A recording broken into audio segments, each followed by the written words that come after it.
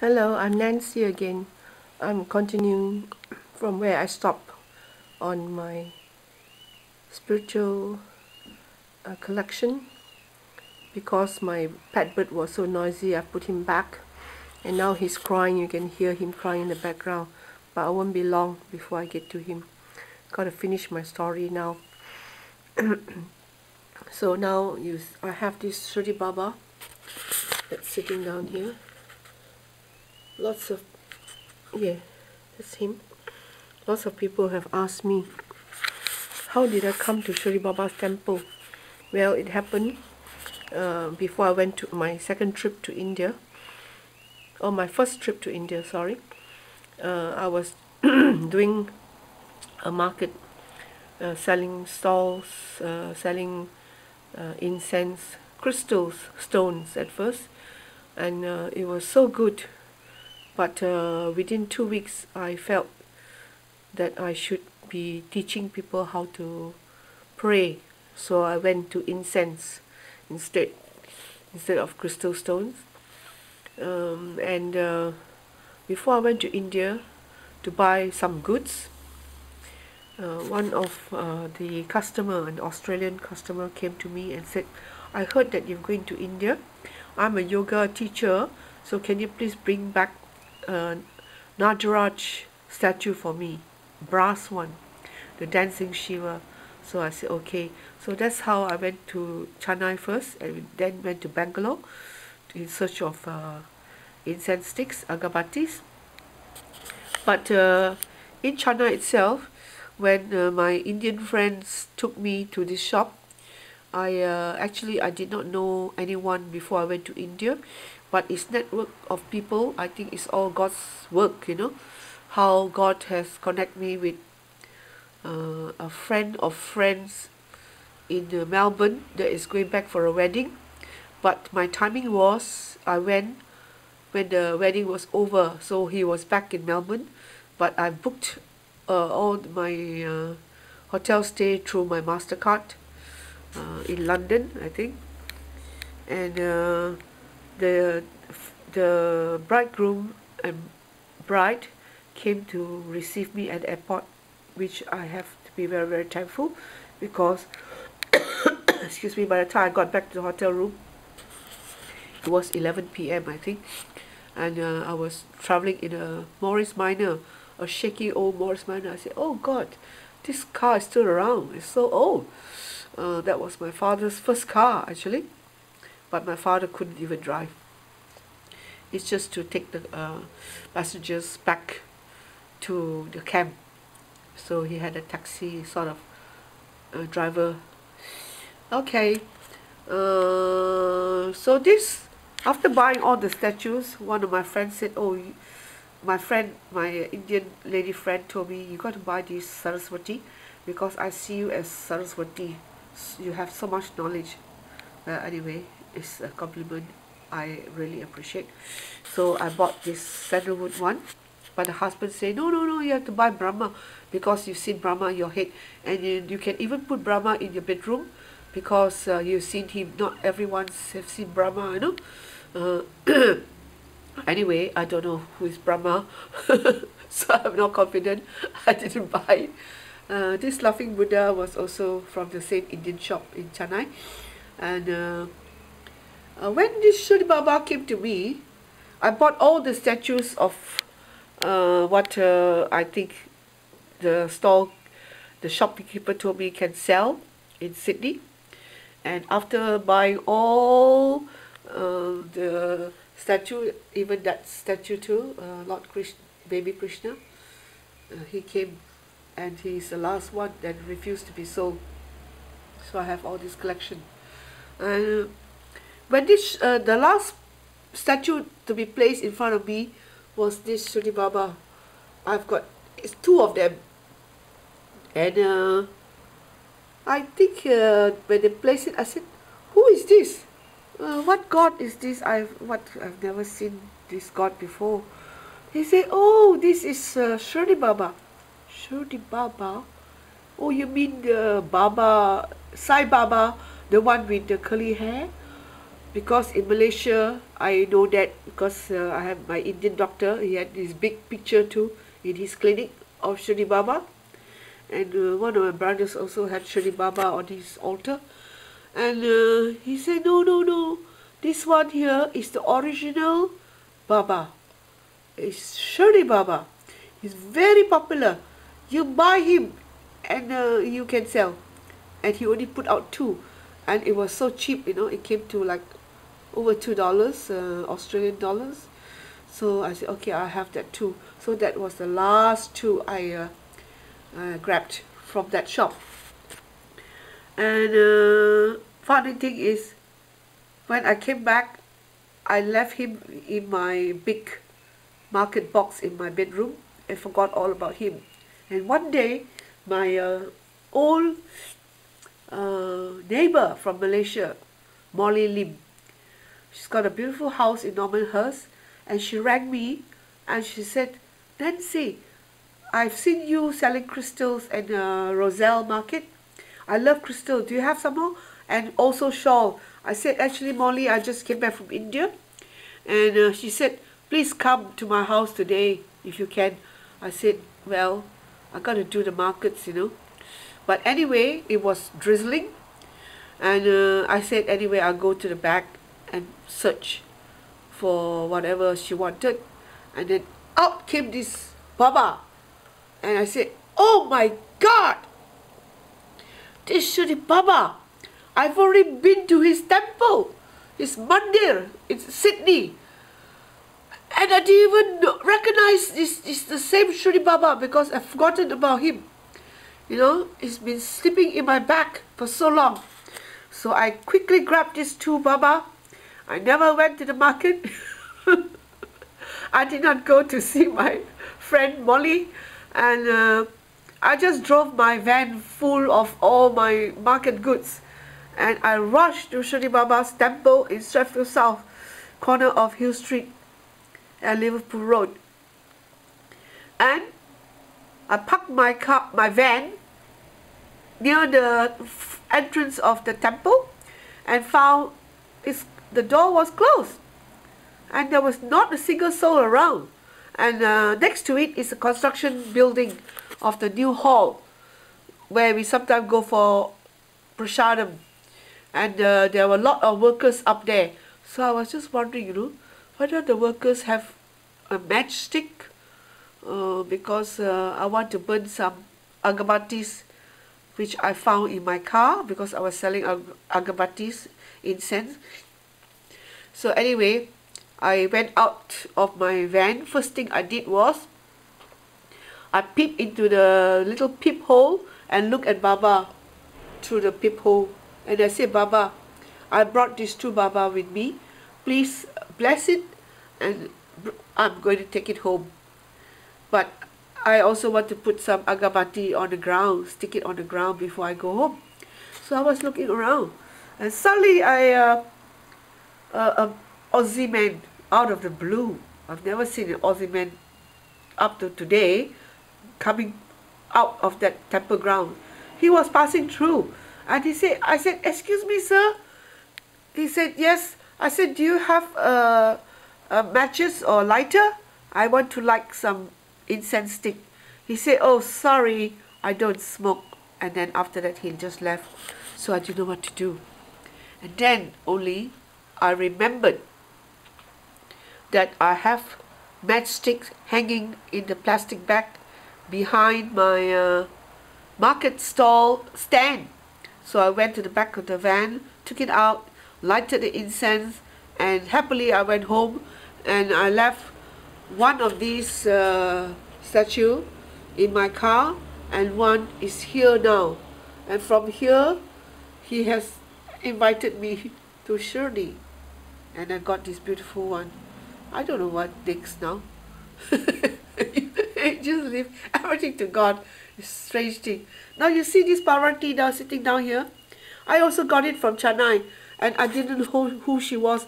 This is a huge Parvati statue all in black near Bangalore where I live. But I bought her in Chennai. in Bangalore, this Blue Comfort Inn. That's where I stayed. It's a hotel I booked from London through my MasterCard. And every day I walk around in Bangalore, and I went to this temple across the road because I don't know my way much. I only went around in the hotel taxi, and then he brings me back to the hotel. And during the day, I just walk around, and I saw little temples. One little temple, one doesn't open only until the night.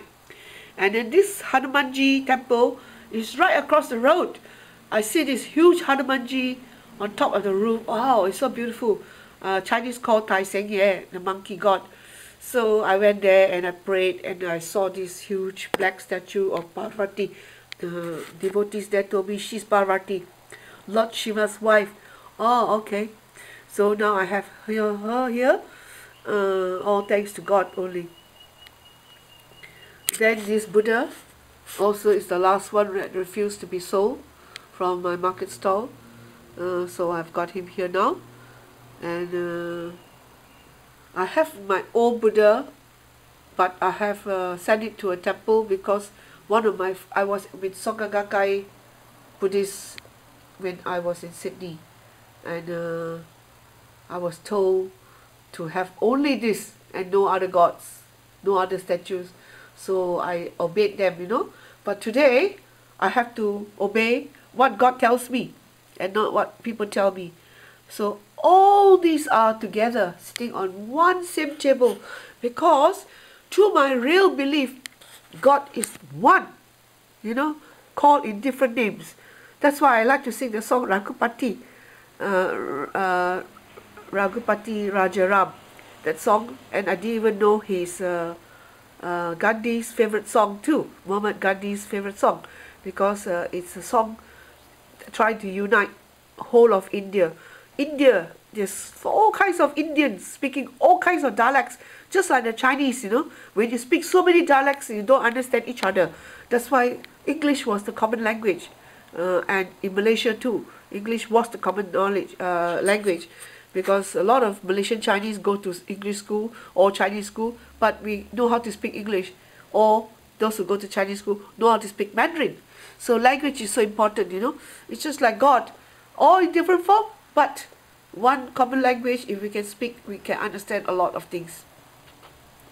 I'm having a bit of a stuffed nose, so excuse my voice. So that's how I came to know Shri Baba. And I'll tell you in another episode how I went to his temple first time. So now he is the one sleeping in my room, and he is the one who finally took me to see him in Shri Baba's temple. And since that day I have never stopped going, and he has given me so much dreams, so much vision. It's just incredible. He is just incredible. He loves everyone, and I love him so much. Jai Sai Ram.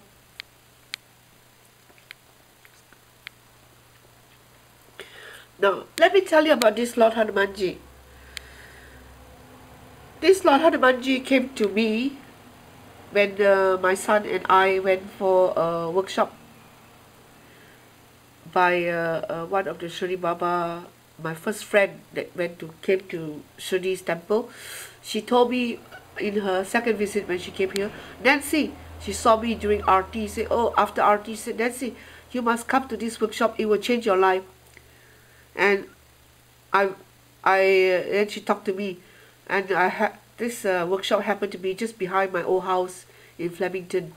It's a school just directly behind my house, sharing the same fence actually. So because of that, I went. My son also went.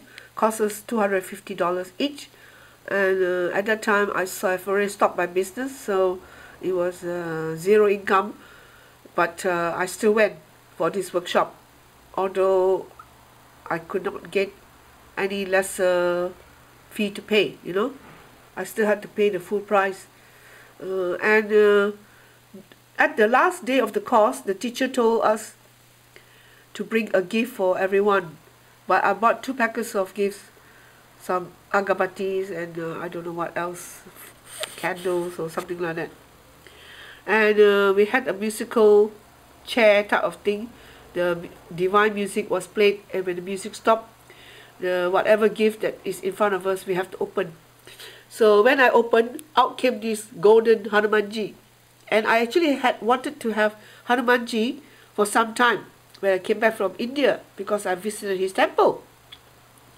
But my Indian friend told me, oh, because I'm Chinese, he doesn't know me very much, and all he knows that I'm a Buddhist. I got this Buddha in the house. I don't even have all these gods at all, just this one Buddha. And he said, oh, if you have Hanumanji, you got to keep him very, very clean. Not a single dust and things like that, So that's why I never thought of it anymore. But this one came to me, so I accepted it. I was so happy. In fact, on that day, in this last evening of the workshop, I was the only one who got a spiritual statue. The rest were all candles and other stuff, but not God thing. So this Hanumanji actually was brought by a couple that were some main distributors of the berry drink. I can't remember what type of berry drink now in the supermarket. It's berry juice. Okay, 30% berry juice type of cordial drink.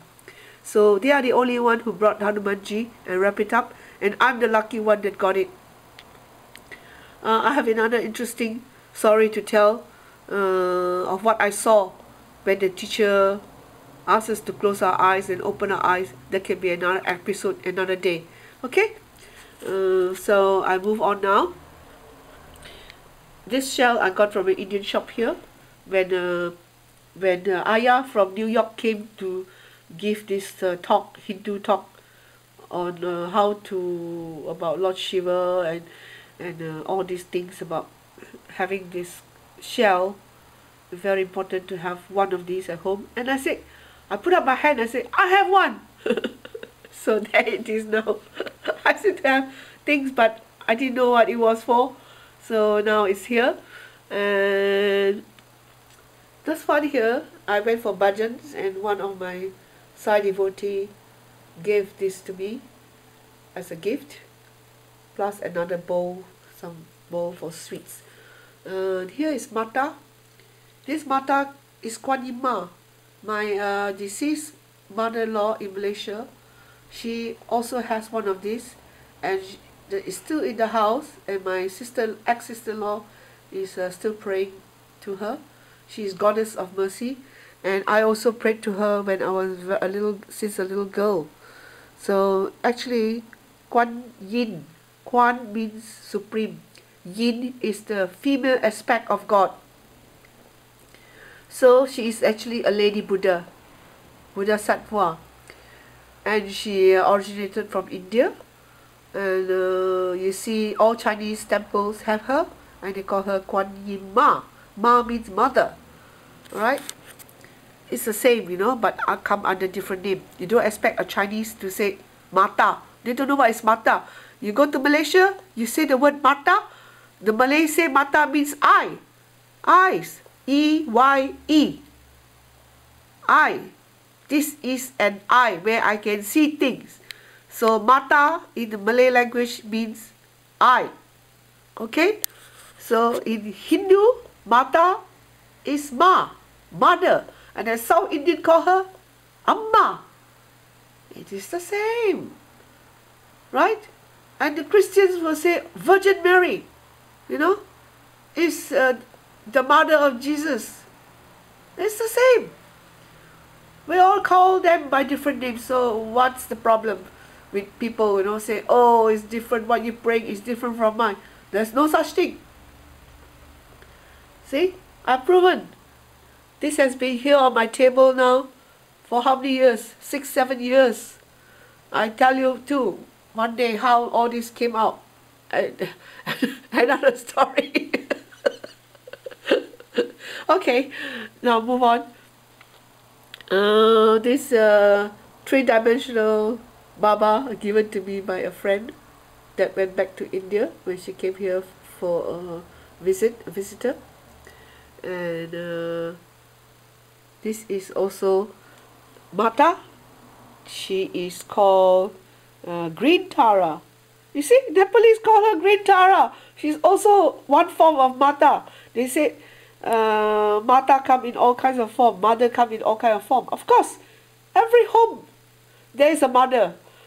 Some mother is Chinese, some mother Indian, some French mother, some all mother to children, you know. So this is a universal mother, goddess.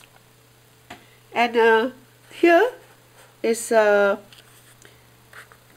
she is also Kuan Yin, you know, Buddha, the female aspect from Wollongong Temple. Because when I first went to Wollongong Temple with my son, he took me there with some friends last year or a few months ago. I happened to be wearing a white blouse and a shawl that has all the different color of rainbows, exactly the same color as all the Buddhas that's in a hall. And this lady, where I got candles at the table, she said, "Oh, you look like the Buddha." She looked at my face, "You look like the Buddha." and and she gave me this. She quickly stretched her hand into the drawer, and out she has offered me this. Can you see? She's so small.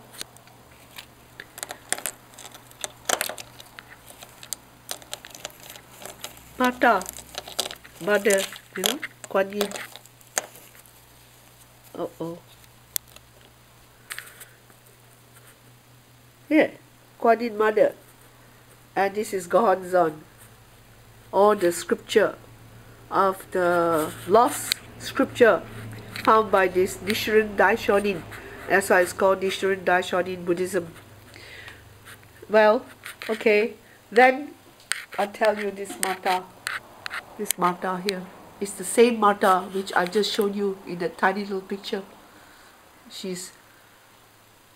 How she came to me. I think I better stop here because it's too long. I stop here and I continue in another story. Just bear with me.